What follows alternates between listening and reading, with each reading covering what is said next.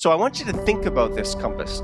What if we began to see people the way Jesus does? What if we began to see that people were lost and in need of him?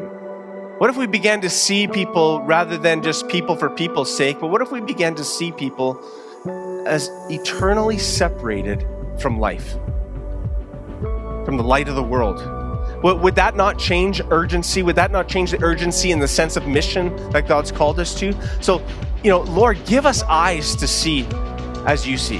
What if God began to change our hearts and we'd be able to see with the eyes that say, God, break my heart for the things that break yours, because God's heart is broken for those that are far from him.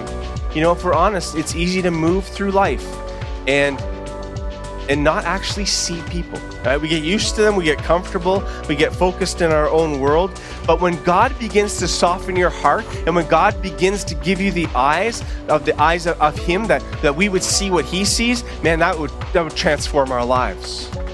It would transform our city. It's not always going to be comfortable. It'll interrupt us, and you know what? It may even cost you something. Friends, ask God to do that in you. God, break my heart for the things that break yours. And allow him, by the power of his Spirit, to begin to show you with those new eyes brokenness, people far from him, and that your heart would be filled with compassion, and it would drive you to getting on mission.